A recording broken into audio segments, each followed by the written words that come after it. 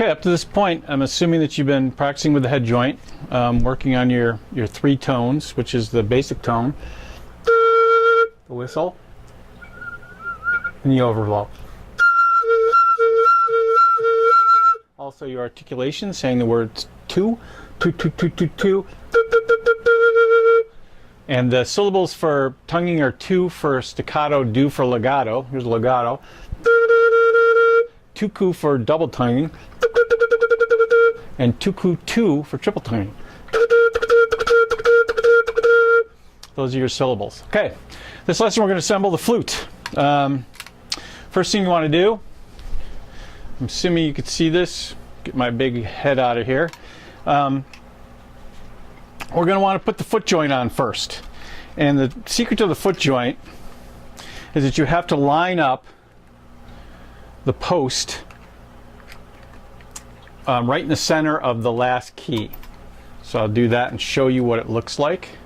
Hopefully you can see that. See how this is lined up right in the center of the last tone hole right there. Head joint goes on the same way. You want to make sure that it's cracked about 1/8 of an inch and that your tone hole is actually lined up all the way down with the keys. And that's how you assemble the flute. The easiest way to get your finger position, that's what we're going to talk about next, is to actually set the flute on your lap. Could be on there. I'm going to demonstrate this in class so you'll see it.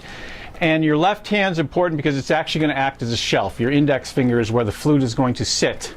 And if you notice, you have, do a little closer here, you have 3 keys right here. All right, you're going to skip the middle key. So your first finger is going to go first key. Again, I'll show you all this in class. First key, you're going to skip the second and go to the second and third. Okay, your pinky rests on the G sharp key. Okay, and that's what my finger position looks like. Now if you notice when I turn this, let's talk about your thumb. My thumb is flat on the B lever, not on the B flat, it's flat. So if you look at this, I actually, with my shelf here, I actually have a U-shaped, it's kind of hard to see in the video, but I actually have a U-shaped form between my thumb and index finger at the bottom. Can't really show you that. Figure out a way to do that. So if I look at my first finger, again, this is my shelf on my left hand. The flute actually rests on the knuckle of this shelf right here. 1, 2, 3, pinky right here. That's what my first, that's what the left hand finger position looks like. If I were to hold it like this, you'd actually see that's what it looks like. I'm resting the flute on the knuckle. Well, it's not the knuckle, but the index finger, this portion of the index finger right here, if you can see that. Right hand fingering, same idea. You have 3 keys at the bottom, 1, 2, 3. So you're actually going to put your fingers 1, 2, 3 again flat. I don't have them curved. I have them flat because you want to cover the tone holes. Now I have an open hole flute. You're going to have a closed hole flute. 1, 2, 3, and your thumb is actually going to rest just like this on the flute. And again, I will show you this in class, but 1, 2, 3. And notice that my thumb and first finger are just like I'm grabbing a piece of paper in between. It's not curved, it's not rolled. 2, 3. My pinky is going to rest on the E flat key, and this is actually a point of contact with the flute. So that's what my right hand looks like. Okay, if you can look at it like this, notice that my thumb is not curved, it's flat up against the flute. Pinky is resting on the E flat key. Notice that you have rollers on these keys. Okay, the idea is when we go to other notes, when we learn them, you actually slide. You're actually allowed to slide and roll with these. Saxophone, flute, oboe to a certain extent.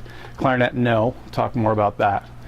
So those are my 2 finger positions. Now if I were to depress every note, so if I look at my left hand, first finger, again, skip the second key, third finger, so 1, skip the second, 2, 3, G sharp, thumb, I'm depressing my thumb here, and I were to press 1, 2, 3, pinky right hand, that's actually a high E flat finger, and that's your guide position, okay, as far as placing your fingers. Now if you notice, I don't know if you can see this, but I have a U shape, kind of hard to see, but I actually have a U shape between my thumb and fingers.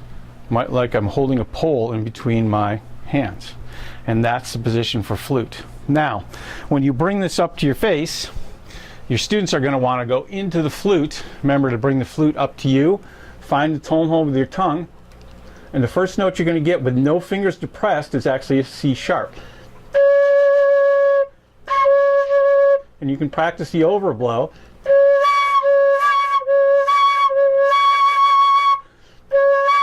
Practice your tonguing. Practice your whistle tone.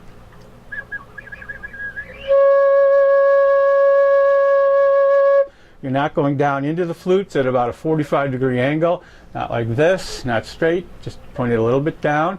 And again, finger position. Don't know if you could see it, but I'll demonstrate this in class, and that gives you a good idea. Now, if I actually were to, the easiest way to have your students do this is to actually rest this on their leg while they're getting the first finger position. And remember, your first finger, index finger, is a shelf which the flute actually rests. So your points of contact in this case are your mouth, your shelf, your right hand thumb, and your E flat key on the flute. Those are your points of contact when you're holding the flute. So hopefully this helped you understand the concept of holding the flute and getting the first tone production out of the flute. Next, we're going to talk about first notes that you're going to learn.